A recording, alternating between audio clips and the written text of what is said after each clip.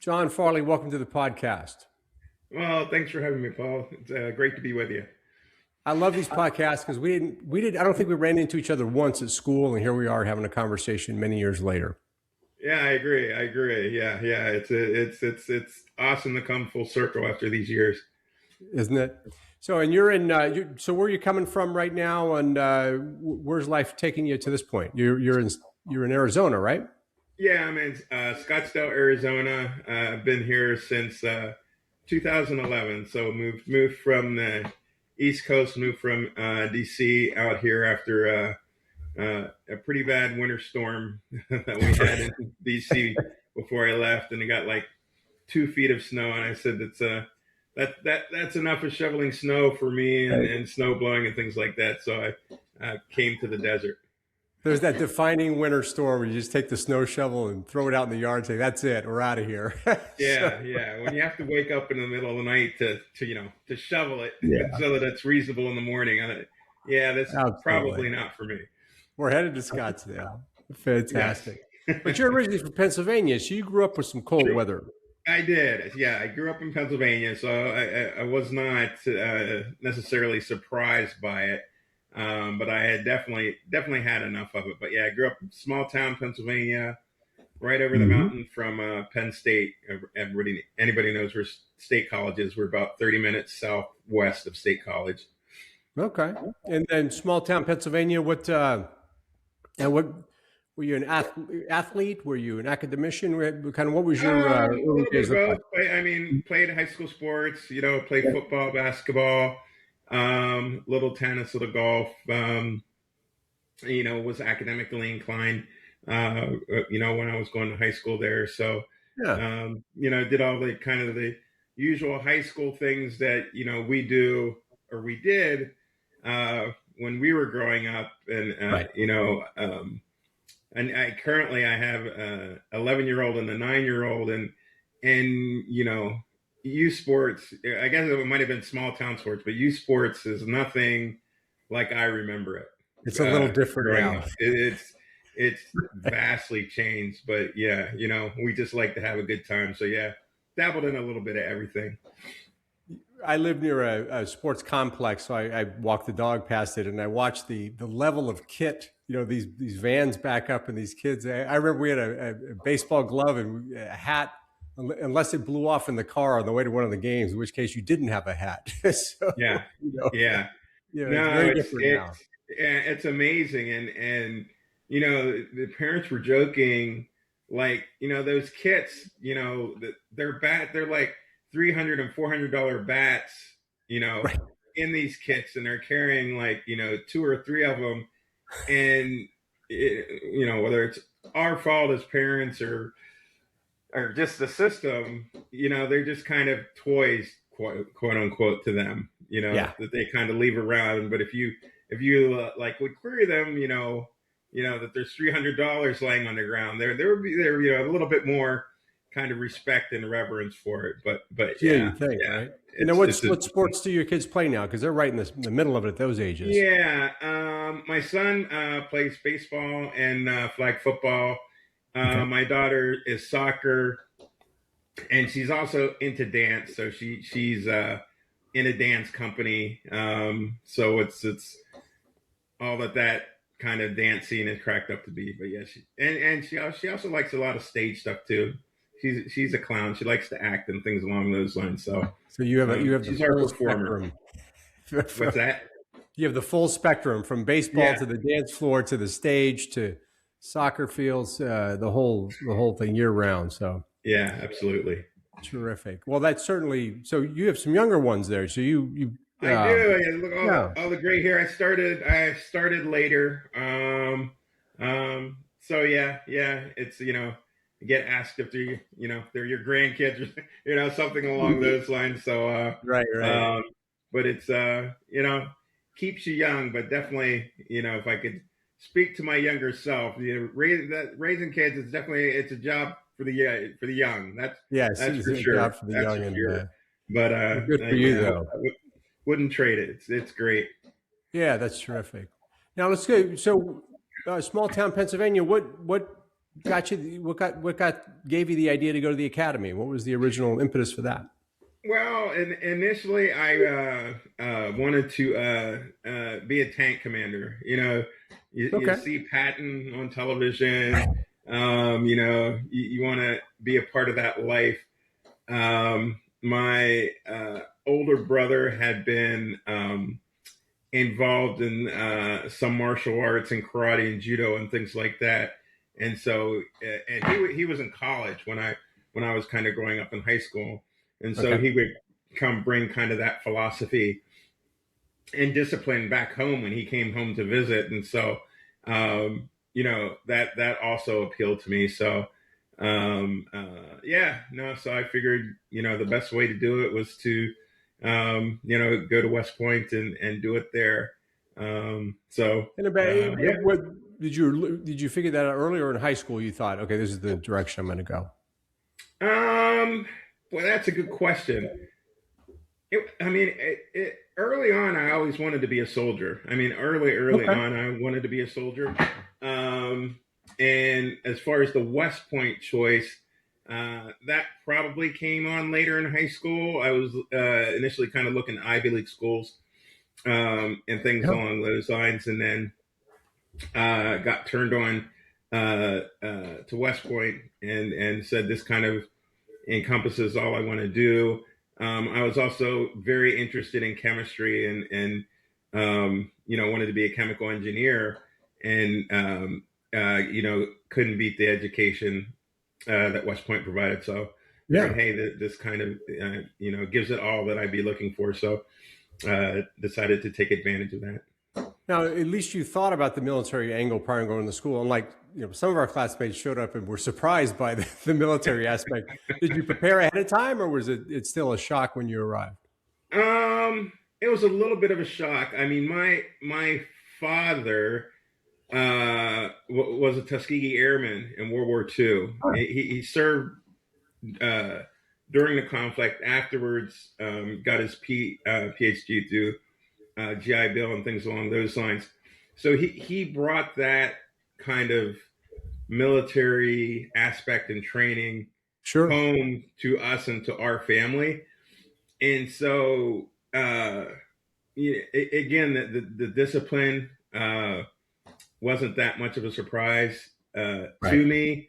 The other aspects of the fourth class system and things like that, obviously, were a surprise. But he had kind of just generally instilled, in us a lot of the things that were taught him Yeah. militarily, and things that we were taught at West Point. And in hindsight, you go through it and well, that's where he got that from, and that's why he said that, and those are things that he picked up on. So Yeah, not he not got entirely smarter a the surprise. more days you spent doing it, right? That it Yeah, seemed like he was starting to make more sense, right? Yeah, yeah. absolutely. And so you were, uh, so Beast Barracks. How did that go for you? Did you keep your head down and get through it, or what was your experience Yeah, with that? yeah. Kind of kept my head down. Try to stay out of trouble.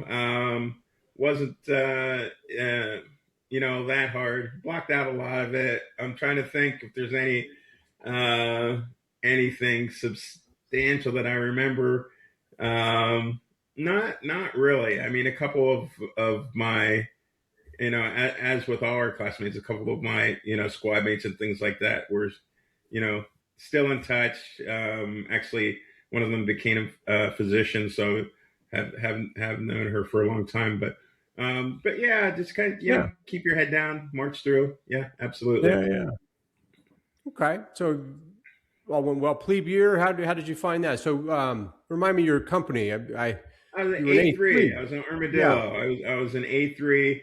It was fun. That most people don't like their plebe year, but the company was fun. It had a lot of esprit. Sports were fun. I mean, I played um, uh, uh, intramural Yeah. football, and back in the day before Doug Black played for Army, he was Right. on our he was well, I was on his team in Yeah. Right. '83. So, that was a memorable Well, that was a experience. lot of Kind of, fun for a while, right? So, yeah, yeah. No, it was really, again, you kind of see the difference in athletic level between being good and being, kind of that intercollegiate kind of yeah, right. level that certain people are lucky enough to have. So yeah, that was really good. All the upperclassmen were great. That's kind of where my interest in medicine was spurned. My Yeah, squad leader, who's a cardiothoracic surgeon now, because I was, as a freshman, taking a lot of the medical courses, medicine, chemistry courses, right. because they didn't have any pre-med kind of path back in the day. So you just kind of had to pick and choose. And I You was were taking a lot interested of, in medicine that early, like as a plebe, you were thinking about it. no, no. See, Okay. I wasn't. I was still kind of in the tank commander kind of Okay. mode, and things along those lines.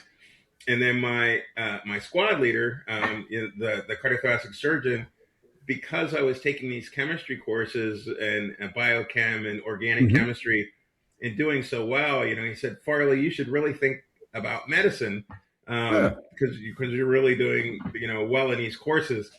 And that, just kind of put the idea in my head. But no, I was still kind of, marching on, armor, chemical engineer type of thing, in that freshman year. Right. A suggestion from a squad leader, plebe year, put an idea in your head. Isn't that interesting? Yeah. Yep. Amazing. And then, yeah, No, it was great. Obviously, your squad leader, plebe year, has a lot of influence on you, but he definitely did. He definitely put that bug in my ear, and made it seem like something that's a possibility, something that I could do. so did you tend toward those type of subjects, or did you generally doing good across? You're doing very well across the board, right? English and all the rest of I them. did I did well across the board, except for like composition, like English. I'm still terrible, terrible. Can't Right, can't right. write, can't punctuate, can't spell. Um, Thus, and medicine worked out for you. yes, Famously. that's right. It chose the exact right profession. That's for sure. Right on. But across the other courses, I did fairly well. Yeah. Yeah. Now you rotated out of A3 where you had this generally positive experience. Did you Yeah. box plebe year, or was that later? That was later. That was Okay, and so obviously we did the and course, the boxing yeah. course. How did you do in the boxing course? Because you put it as one of your memories. You loved boxing. So I Yeah, wanted to, yeah, no, that did okay. I mean, okay, kind of, plebe year, you kind of, just kind of survive and things along those lines. yeah, But yeah, it wasn't until, when I went to D1, uh, for my upper class years that, we started, kind of heavily into boxing and doing that as far as the intramurals and things along those lines. And those were fun times. Working out. I you know still remember a lot of the guys and what right. we did. To kind of get ready in the individual competition, and it was fun. Those were fun times. It's fascinating how each company had different things that were important to it. It sounded like D1, like boxing was kind of a big deal, right? Because I was watching you guys exchange notes on your training program. Yeah. I, Yeah, I was yeah, no, delighted I was yeah. not in D1. Yeah, no, yeah, we were very psyched and very into boxing, and we had a relatively good, quote unquote, team. We weren't the Yeah. best, but we were good. We were really good. And where did that emerge from? Was there a couple of guys who were enthusiasts that talked you all into it, or did that like how did that come to be? I'm always Um, fascinated with how these little Yeah, cultures and arise. Right? a little bit of that, Yep. said, Farley, you're going to box. I had boxed as a kid. Okay. As I said previously, my brother had, introduced a little bit of martial arts and judo and Sure. things along those lines. and I can't. Either my parents or my brother got me a set of boxing gloves when I was growing up. So Okay. all Yeah. the neighborhood kids, the boys, we used to get in the living room and box and go a couple rounds. So Right. I had it from back then, and Okay. yeah, so we just But they kind of came to you jumped. and said you're going to box. There was no like, Yeah, step no, forward or any of that stuff. no, not really. Just kind of during that season in the Right. academic year, you kind of have your choice. I said, well, boxing looks Yeah. like the way Yeah. to go. But you took to it to the point of where that team is one of the things that you remember fondly. Oh yeah, absolutely. Yeah, no. Um, I mean, you know, you remember a lot, if not all your, kind of your intramural, or if you're lucky enough to play core squad activities and the friendships you develop with that. But Absolutely. yeah, boxing was special just because it was so hard and you had to put so much into it, and a lot of time and effort. Now, did you do the brigades and all that, or I did you just did. I you did. did? I lost to John Ponce. I lost to John Oh no, in the well, yeah, finals. well, you can Yeah. hold your So head up because apparently he was pretty good. So you can hold your head up on that one. he was. He used to tell me, he says, Farley, you have the hardest head I've ever hit. It hurts so much. I used to laugh We all about have that. our strengths, I guess. That's right. That's That's right. great. It always helps. But yeah, Yeah. yeah. So yeah, did okay. Did okay. Now, you've also mentioned the gospel choir. So talk Yes. about that. How'd you get involved with that, and how Um. I, what was that like? Yeah, I was in the choir in high school. I was in Ah, the okay. choir, did very minor theater stuff in high school. Sang in our church choir, Episcopal church choir, when I was growing up at home. And again, when I went to West Point. Um, uh, During plebe years, someone said, you should think about the gospel choir. It's, a good experience. It's a chance for you to get off campus and travel and things along Right. those lines as a freshman. So I was like, wow, this is pretty cool. Um, in addition to kind of, spreading the gospel, and also Uh-huh. importantly, introducing kind of, you know, underrepresented minority population to um, the idea of the military, the idea that you can, Hmm. matriculate to a institution like West Point. And so, yeah, that was very fun, and almost a lifesaver because it kind of combined the spiritual aspect, which Hmm. is very very important, and also kind of gave you that respite every now and then that you need from campus life and things along those lines to get out and Now, how much did you all travel? Because I've heard stories of the Glee Club and some of the other singing yeah, groups. we traveled a fair amount. We Okay. went to like Philadelphia and things along those lines Yeah, to give concerts and things like that. So yeah, we did a fair amount of traveling. it is nice to get off campus. Um, Yeah, the especially as a rest of us, freshman. the rest of us weren't as smart to find the right activity or have the right Yeah, skills, such as being able to yeah, sing. yeah. No, it was great, and some very very talented people who were members of the choir, and again, as with all of them, something that was led by other cadets, and it was uh, they did an amazing job. But Yeah. yeah, So that those were some, who were some classmates who were with you on that? um boy, um Tom Gilchrist, I think, was a Yep. member. Yep. I think I knew Tyrone Tom from Manzi previous. was a year ahead of me, Okay. and was a member.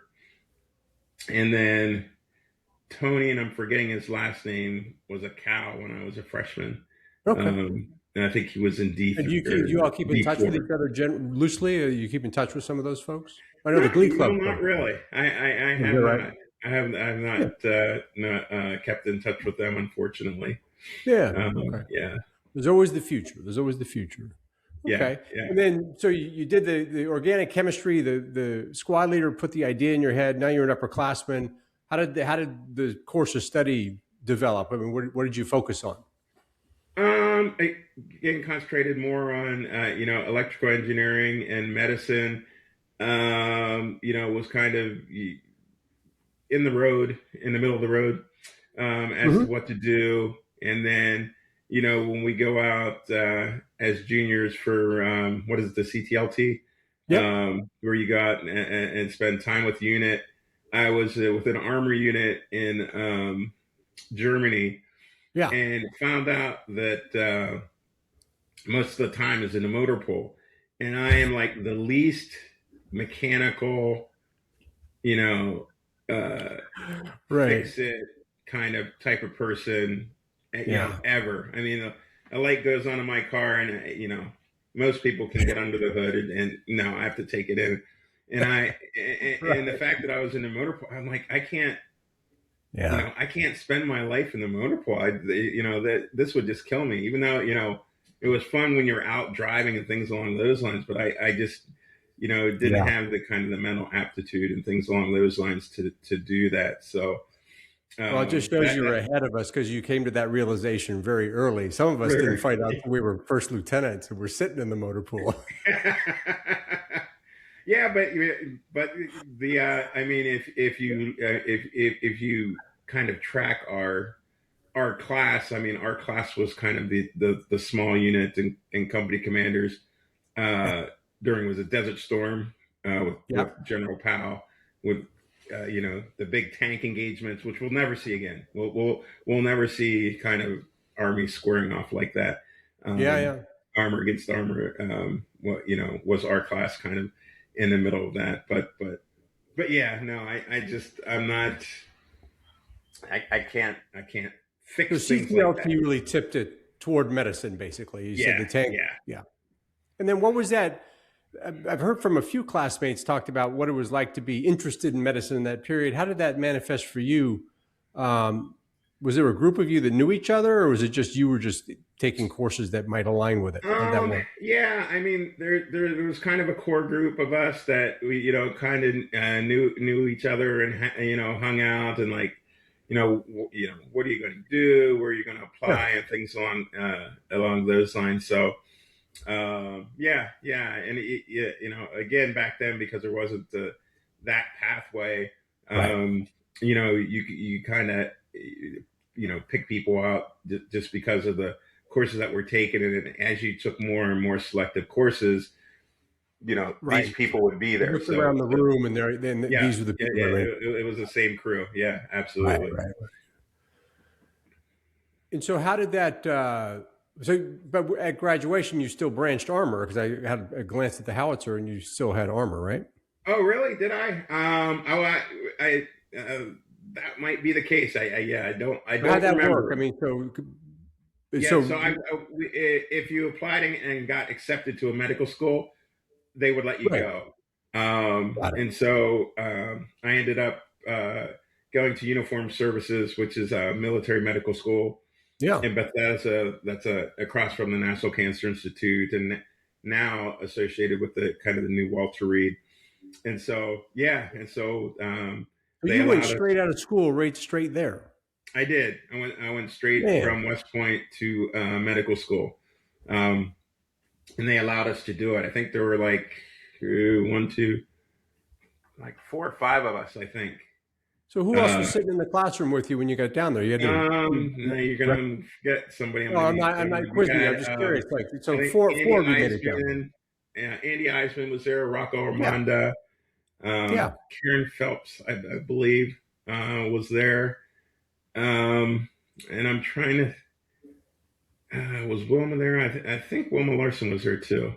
Okay, I was just Um, reconnected with Andy. He's in Charleston, so oh, he is. Andy. Oh, Yeah. He's excellent. successful Yeah. career. He's down in Charleston now, but Okay, so you all kind of recognize the other. So you had a little bit. How large was the class, or what was the cohort of people that went through that? About 100. There Okay. were probably about 30 Army, 30 Navy, maybe 20 Air Force, and like five or six public health um, uh, And officers you that are went you through. all lieutenants? Yes, Similar well, in lieutenant's ensigns, yeah. Uh-huh. in instance, right? Of course. Yeah, Yep. yeah. Right, right. Okay. Huh. And then, well, good for you. I mean, how do you get selected for that? Is it a big mystery how you get selected, or was it your grade point average? No, Or it just you just apply, interview, just as you would with any kind of graduate school and things yeah, along those lines. So yeah, so just did the application, yeah, that's interviewed, amazing. and was lucky enough to be accepted. It's such a unique path. Not a lot of us have an insight into it. When I read your information, I was like, wow, fascinating. So, did you have a sense for the type of medicine you wanted to do, or you just at that point you were early in the stage? Well, yeah. So again, I kind of said earlier, my previous squad leader, John Cho, was a was wanted to be a cardiothoracic surgeon. So I said, yes, that's what I want to do. I want to be a surgeon. I want to be a cardiothoracic surgeon. So that is the viewpoint I went with when I started medical school. Okay. And then, is there any difference in the uniform services medical school, the regular medical school, or is it, in other words, is the program different, or is it generally the same? The internship year. The educational program in general is the same. We place more emphasis on military and military assignments. So there's a Right. lot more infectious disease, a lot more um, uh, being in kind of hostile environments, a lot more parasitic disease. Um, a lot more like ATLS and things like that that you might have to deal with. Right. Um, our summers were kind of like the CTLT spent, at least for the first 2 years, spent doing kind of military based medicine, whether it's kind Right. of like a MASH or a MASH development or something along those lines. Yeah. Now, was that a program that was had a lot of attrition, or did of the 100 did most make it through? How did that work? Most made it through. I mean, no more than any other program. I mean, Right. most of the Right. attrition is academic, and so Right. um, um, you lose about 10 or 15% academically, but it wasn't like physical or mental attrition Right. Right. that you would have at the academy. And did West Point, all those courses that you took, did it prepare you well? Did the 4 or 5 of you Oh feel yeah, no, you were in good shape? having too much to do with too little time and learning how to budget your time at West Point um, definitely taught you how to put things in priority order and how to study and how to work and do things efficiently. Absolutely, Yet I'm assuming the medical school did not have intramural boxing. they did not. No extracurriculars. No extracurriculars at Unfortunately, all. yeah, they did. Actually, they did uh, one summer. You were allowed to, if you wanted to, you could attend like an advanced course. Like if you wanted to, you could go to Ranger School or something along those lines. And Oh wow. I went to a combat controller school in outskirts of Fort Bragg, which the Air Force combat controllers, which was Huh. fun. Yeah. Very Nowhere in different. shape for it though. Yeah. Right. But yeah, that was fun. What so how long was that program? Which Uh one? with Combat controller? the medical school. No, sorry. 4 years. 4 years. 4 years. Yep. So 4 years, and then afterwards, do you do an internship, or do you get immediately assigned, or how does that work? Because I know that. Yeah. So, well, it can be both. You have to apply again, and you have to be accepted into an internship program, hopefully in one of the Army medical centers. Right. that they have. Potentially, if you weren't accepted into the Army, you could get accepted into a civilian program, and if the Army agreed to it, deferred to you. But yeah, you have to apply to and be accepted to a residency program after that. And how did that work out for you? What Good. did So you I do? was again being at the medical school in DC. I did a lot of my clinical rotations at Walter Reed. Um, Mhm. uh, Again, made the transition to OBGYN, so I did a lot of my OBGYN rotations there. Knew a lot of the faculty there, and so when I applied, was kind of a known face and a known entity to them. So it was relatively a logical progression there. So how did your interest change from cardiothoracic to OBGYN? What was the process? Yeah, interesting. So your your junior year of medical school, Hmm. you do clinical rotations and hospital rotations in different aspects of medicine. So you do surgery, you do medicine, you do emergency room, you do OBGYN, um, and a couple of other ones. Psychiatry, you do psychiatry. Hmm. Um, and so you spend 6 weeks as a student on these rotations, kind of seeing what doctors do and things along those lines. So in my first uh, rotation of surgery down at Portsmouth Naval Hospital, which would be the stepping stone if you wanted to be a cardiothoracic surgeon, you do general surgery first, and then we do cardiothoracic surgery. I was on call, staying up late at night, and an emergency case came in, and somebody had to have his gallbladder taken out.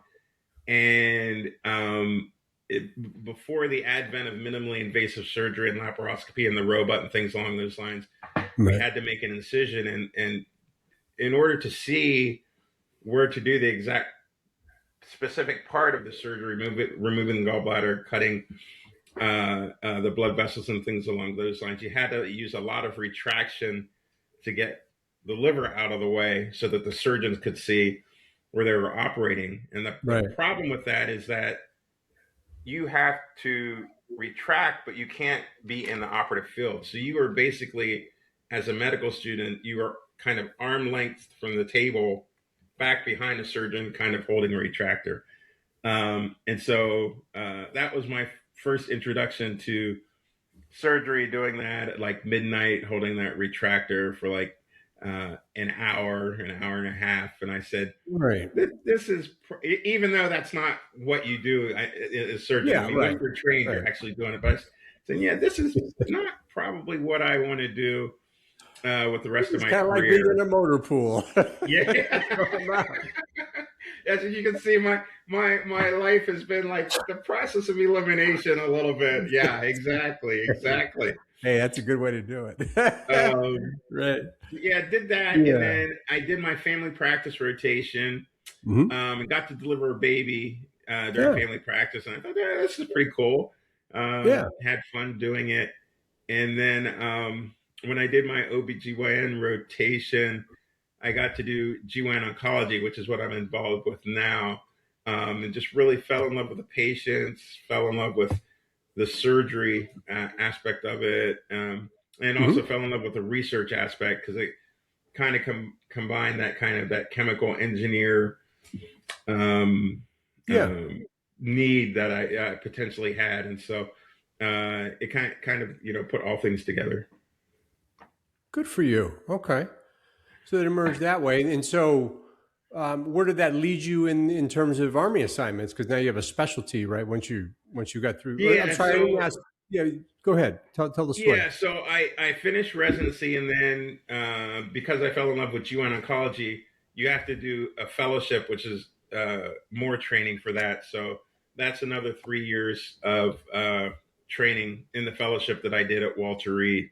Okay. Um, and that's divided into 1 year of research in a laboratory that I did at the National Cancer Institute, and then 2 years of clinical surgical work, getting the surgical expertise to be a G1 oncologist. So that was and a additional 3 years at Walter Reed.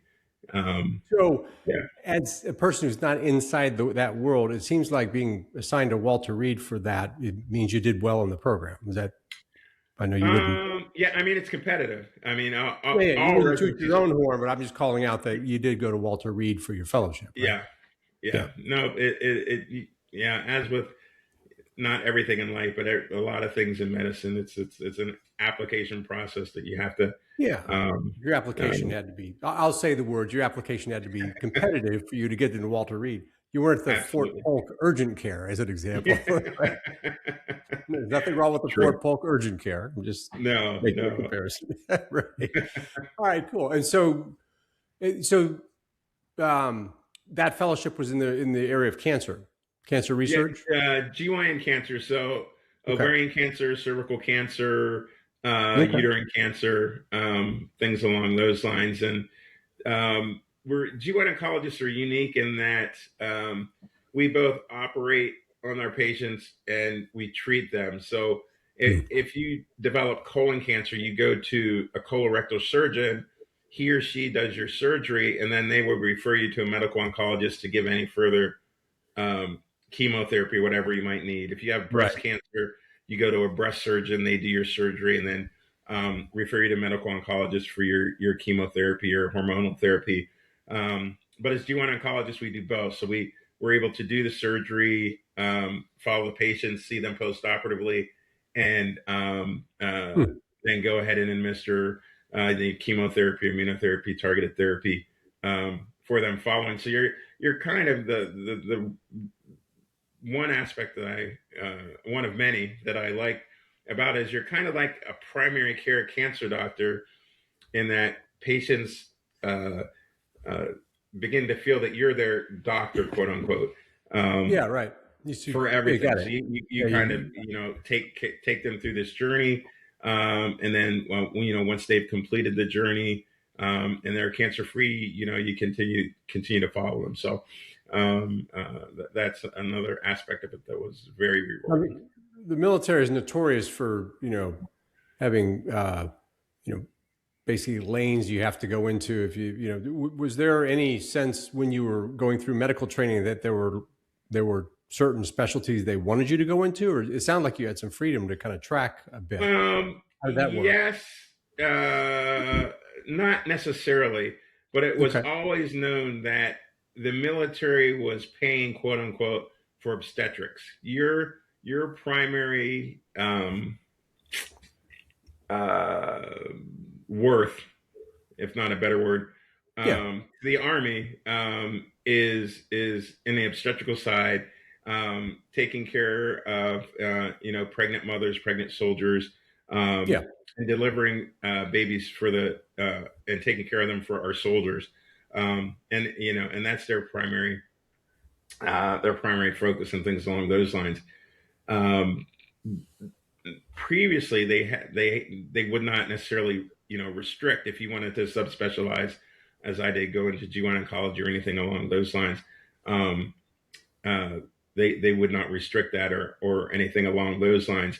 Hmm. But if they are for some reason don't have an OBGYN at Fort Polk immediate, and they need somebody to backfill that spot, just because you're a G1 oncologist, that does not mean that you will not fill that spot. They can take you Right. out Right.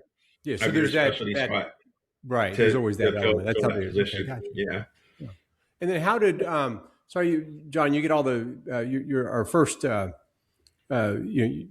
first of that group to come on. So I'm going to ask you all these very basic questions. So, so how did that affect your commitments? Right. So we all had a 5-year commitment coming out. Did you keep racking Yeah. up commitments as you went? So 5 years for West Point and then 7 for medical school. So it was 12 years. And so you Okay. kind of, you get to that 12-year point and, Right. do I get out or do I stay in, and, So stay did until I medical school retire? count as part of your your time in service, or was that not included in terms of the 4 years there? It was not included. Not included. The So there's commitment, almost the like a commitment starts after that. After that, got it. but it counts towards retirement. It does count toward retirement, Yeah, right? But by that time, you're 16 years out of college, and so yeah. I mean, you got 4 more to go until the 20. But you stayed even longer than that. So how? So what was your first post? Talk a little bit about your different assignments you had and how that worked. Let me see. My first post, um, I forgot about this, but I went to Fort Benning for a year in between my residency and my fellowship. Okay. Came back, um, did my fellowship, and then I was actually stationed at Naval Base in Portsmouth, Virginia, in Norfolk, and Yeah. so stayed there for a few years. That was Naval Base was fun. They built a new hospital for us there, and that was good. And were And you then doing the from cancer work or more of the yeah, OBGYN work? cancer more. Cancer work. I was a GYN oncologist there, Okay. and then went to Hawaii, Well, there and you was go. in Hawaii, yeah, at Tripler for like I think 6 years Well, that I was oh, there, um, it doing all more paid GYN off. oncology out there. That was fun. I mean, Yeah. you've probably been, but yeah, it is paradise. I mean, if Hawaii were, you know, in Pennsylvania or Arizona, I would live there, but Right. it's just too hard to fly back to the Right. coterminous We all United would States. though, so it'd be very crowded. Yeah, that is Okay, true. so 6 years there. That's nice. Yeah, yeah, And yeah. then what were you? How old were you, or what period? I mean, like, Um, what stage was that? So you were a couple years in, but you had the yeah, full. Yeah. so that was probably wow. Um, so that was right after fellowship, Yeah, probably my couple early naval 30s out there. Yeah, 30. yeah, So in your 30s, you're a doctor. You're in Hawaii. What could go yeah, wrong? yeah, That's yeah. great. No, it was yeah, it was good. Yeah, good time. I can't. I was I got deployed for a year when oh 04, oh 05 out there to Afghanistan. So I Yeah, was yeah. a And what year was and that like? What were you doing over there? so I was like a general medical officer for an infantry battalion. And Hmm. so kind of, sick call and things along those lines. And also kind of set up a kind of an OBGYN post or facility at the cache in Bagram. And so Hmm. female soldiers who didn't have who had a problem didn't necessarily have to be air back to Germany. Right. They could come to see me in the cache, and we could try to keep them in theater Yeah. in Yeah. theater there. So yeah. So what was it like after being a specialist I'll call it a high level, but you incredibly specialized. Then you were going and doing sick calls. I mean, how was that experience? I it was the experience itself was okay. I mean, Yeah. you're deployed, so Right. it's tough. From a professional standpoint, it's really hard being away from your specialty for a year. I mean, Right. if Right. you're out nowadays, if you're not doing your practice for like a couple of months, the speed with which medicine changes Right. is just extraordinary. So if you're out for a year and you're not operating, you're not making clinical decisions that you would Yeah. normally Yeah. make. It is really tough to get back up to speed once you get back once you get back stateside and start practicing again. And that was a hard part. That was a hard part of being deployed. Because I know you have to do continuing education, and when deployed, I imagine you're pretty busy. So you Yeah, got a lot yeah. going And I'm on, trying. right? That's do we have that? Um,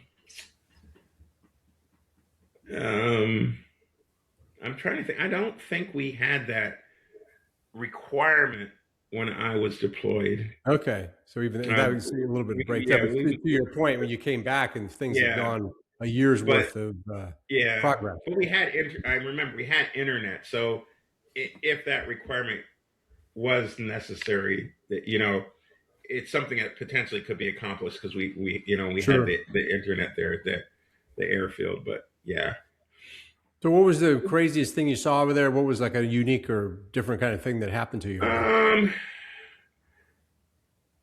there? Um, Trying to think. Nothing, you know, nothing really crazy. I guess, when we first got over there, we're like in these, the long tents and things along those lines, Right. where they just kind of line you up with a bunk and things along those lines. And then, you know, there's us, the army, and then there's like a chain link fence, and then there's the airfield, and then you see all the pilots in these kind of fixed facilities with they have you know in-house showers and things, and I'm like, maybe I chose the wrong service to be deployed with. But that was the first thing that Right. struck me, is like the Air Force was Yeah. all squared away, and we're I'm in a tent and look at those yeah, guys. I'm in a tent, and public And what was showers and your rank bathrooms. by that time? Because how I does was a that work? colonel then by then. A colonel in a Yeah, tent watching lieutenant these colonel. I was captain lieutenant colonel. pilots walking around and all showered up. Yeah, yeah, Boy, absolutely, I absolutely. tell you what, that Air Force Academy is looking better Yeah, and better every day. yeah, So, yeah. It was very interesting. Not nothing. There was indirect fire, but nothing that necessarily, I was ever worried about it or anything along those lines. yeah. We got some convoy trips, which were um, interesting but uneventful, and some helicopter rides. I guess that was probably the most dangerous thing, um, other than kind of the direct fires, which most of the time the Marines that were stationed there got involved in, was the helicopter rides. Every Yeah. few months or something like that. Unfortunately, a helicopter would um, get confused and run into the mountains in Bagram and things along those lines. So um, that was a difficult part of it, Right. um, but yeah, nothing other than it being long long deployment. Long year. Yeah, yeah, And so when you came back from that, so to talk about family, there was obviously we talked about the kids earlier, but any family going on during that period, or did you hold off till later? I did, and it cost me a marriage. Yeah, so I had been married before Okay. I left and got deployed, and yeah, so it unfortunately didn't make it through the Yeah. deployment that I was there. So um, got divorced. Where was I?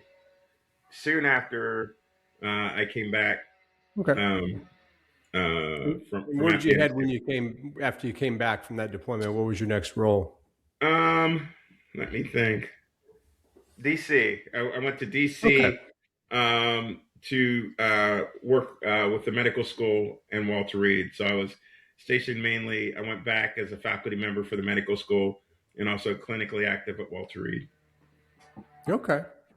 Now, did you now are a professor? Were you Yes. considered a professor then? Is that when you made that leap, or did you have to? I probably towards the end, before I came here, I was professor. I was probably associate professor when I Okay. when I first came back there. Yeah. But yeah, when I left there and came here in 2011, I was a full professor. Yeah.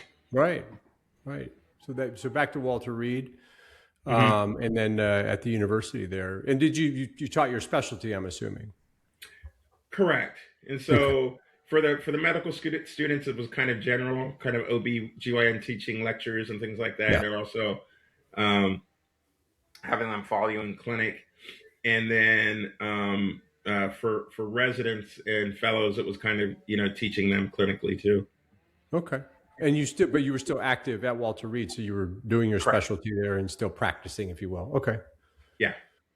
And so, retirement from there, or did you have another Yes. term? Yeah. Okay. Retired from the Army, from Walter Reed, and then that's when I came here to Phoenix after that snowstorm. Yep. Said I was going Right. to The retire. snowstorm. The snowstorm Yeah. was the pivotal moment. So, how many years all in from the academy all the way through? No, yeah, I should know that. I think it's Ah, 23, 23. 25, something You like did that. your Yeah. bit. That's great. You did your bit. Yeah. Um, so snowstorm hit and off to Scottsdale, and then a whole nother chapter, right? Because Yeah, you're. and then I got here. We were trying to develop a training program here. My wife now was a high school English teacher from Wisconsin. She had Mhm. actually moved from Wisconsin with her mother the same time I had moved here, although we didn't know anybody. And then an administrator in my office hired her because of her English credentials in order to kind of write up this grant for this program we were developing. So that's how I know Uh-huh. her. And so, what was your first role when you went after the army? You went to Scottsdale. Did you get into The same academia thing right away? clinically, and so I was a G1 oncologist there initially, just in charge of research for the division that we were that I was a part of. Eventually, became department chair for a few years um, uh, here, and then stopped that and went and became a the head of the division at the cancer center. We opened the cancer center here. Okay. And then again, most recently, um, started doing my duties as assistant dean for diversity, inclusion, belonging for the Creighton here in Phoenix. Hmm. So, does academia suit you? I mean, obviously you've been as a medical specialty. You've been a doctor. Yeah, Now it sounds like academia suits you. Teaching yeah, no, enjoyable. yeah. I mean, I haven't, uh, participated in a lot since I left uniform services. So Hmm. it's kind of nice to get back in the academic and kind of the teaching it of medical students at the ground level and things along those lines, and kind of Yeah. be appreciative of them and their accomplishments and just what they do, and what they're able to accomplish is both before they apply to medical school and the things that they do while they're active students is pretty amazing. Right. Right. Now you uh, met your wife at. She was not your wife at the time. She was writing grants and off it went, I guess. And so she's the mother of the two that you have now. She is, yeah. Yeah. And you guys like the Diamondbacks. I went to your Facebook page, and though you're not a heavy poster on social media, there is a lot of Diamondbacks mentions there. Yeah, we are. We like the Baseball. Diamondbacks. She's from Milwaukee, so she's a Brewers fan. Right. But we adopt the Diamondbacks. We like the Suns. Yeah, yeah. There they are. Yeah, that's Um, fine. That's just because some yard work done. We got to do that too. All this chit chatting is fine, but the yard's got to yeah, get worked on. I know. We knew that was Uh, coming. Hopefully he'll So you move guys away. enjoy some baseball. That's fine, John. We'll Okay. just Yeah. No, we love baseball. We're yeah. season ticket holders for like a quarter of the season. That's So great. that's kind of a fun thing to go out and do. We like the Suns. Cardinals not so much. My wife's a Packers fan, and I'm a Dolphins fan. So Okay. um, yeah, not too much of that. But yeah, we're unfortunately in the Dodgers division, but all we have to do is make it to the playoffs. If we make it, I think we have a good chance to do some damage. But There you go. yeah, we like them.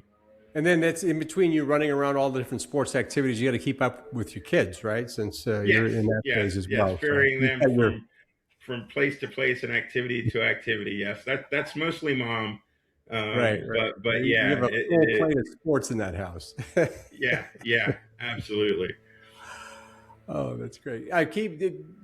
There are a few of our classmates in the area. I know of that, and more are coming. I guarantee you. So I live in Myrtle Beach, so there's more and more folks moving to our area. Do you keep up with? Have you got in contact with any of the classmates in the area? Yeah, Yeah. not really.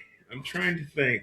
Not really. I haven't been to um, many of the activities and things along Yeah. those lines. It's just you know difficult, as you said, with all kind of the You're a younger busy guy. activities going on. Most of our classmates are everybody's grown and out, so Right. they're not going from place to place and things along those lines. So Right. Right. it's a little bit more difficult to kind of work those things in. Well, the secret is get them in for one of these West Point events, and then have them do taxi duty for you with the kids. They're reliable. You know where to find them. I mean, That you is can sit true. back and enjoy some Diamondbacks broadcasts while they're running around. Oh, absolutely. Terrific stuff. Well, you will in that area. Just more and more classmates will come to the area because it's a great place to retire, right? Yeah, no, yeah, we love it. I don't mind the heat. And I Yeah. mean, I don't golf, but if you golf or you're a baseball Right. aficionado or things like that, you or hike, you can't beat it. You absolutely can't Yeah, beat it. absolutely. We I know there's a few avid golfers in the class that love to go down there and enjoy you're in Ground Central now. You're right in the center of it all, right there. In Yeah, terms of no, your working, this is not a loaded question. But in terms of your working, you sound like you're having a good time with it. A few more years yeah, going on, and what's your thoughts? yeah, no, yeah. I continue on. Yeah, Again, kind of the deanship is something new and kind of um, you know breathe some new life into kind of what I'm doing and new things to yeah. learn and new things to conquer. So um, that's good. And yeah, so as I said, my kids are 9 and 11, so I'm not retiring anytime soon. as Right they on. still have their There's a few academic things to careers take ahead care of of them. before then. You still got to buy those $350 baseball bats. Yeah. Oh yeah. I'm telling you. I'm telling you. Yeah, it's not, and yeah, it's amazing the Ponzi scheme that youth sports is. Uh, yeah, Yeah, it's just incredible with the club teams and travel and if if your son or daughter is not on a club team or they're not doing yeah, travel sports, they're yeah, going to miss out. They're not, yeah. they're never going to make it to college or anything along those lines. So All that good stuff. Yeah. the pressure that is put on you is Well, amazing. if you want to tease or spoiler on a huge scheme, wait till you do those college visits. So Oh, you can hear your wallet just getting slimmer by the moment as you sit there and listen to all these programs. That's a whole other podcast we'll talk about when that time comes. oh, I bet. Yeah, I can't. Yeah, I can't imagine because like I said, I work at Creighton and it's the education's not cheap, not cheap No, at all. no. Is there any story we haven't covered or anything that we should make sure we bring up? We talked about the family, the kids who were covered there. Anything else that we failed to touch on? No, I don't think so. Again, from a work clinical standpoint, I do a lot of work in healthcare disparities, so that's something that's near and dear to my heart. Looking at Mhm. disparities in cancer survival, disparities in treatment with regard to our underrepresented communities. That's something we're trying to do at Creighton is to recruit more Yeah. underrepresented minorities and rural population and Native Americans. Just because Yeah. I mean, if you look across studies, patients do better when they're treated by somebody like them. So Yeah. that's something that's near and dear to my heart. But yeah, I think we've covered it all. Excellent, John. What a pleasure and what a unique journey. Now we didn't have Jack Callahan on. I want to make sure I don't want to offend him. But he had a very different path. So you going right out of school and going down that path, and the first person of that group, that cohort that was in the uniformed services medical school that had a chance to tell the story. So fascinating stuff. We look forward to seeing you in Scottsdale and hopefully it's reunion. And Yeah, it was great catching up. absolutely. Thank you so much. Let me know if you're in the area, and then yeah, see everybody at the reunion. Be a great time. Absolutely. Thanks, John. Thank you for listening to this episode of the Courage Never Quits podcast, where any member of the class of 1986 who is willing to tell their story will be a guest. To get the word out and stay up to date on the latest episodes, hit the like and subscribe button. With over 900 living graduates, we have a lot of stories to tell, and you don't want to miss any of them. We'll see you in the next episode.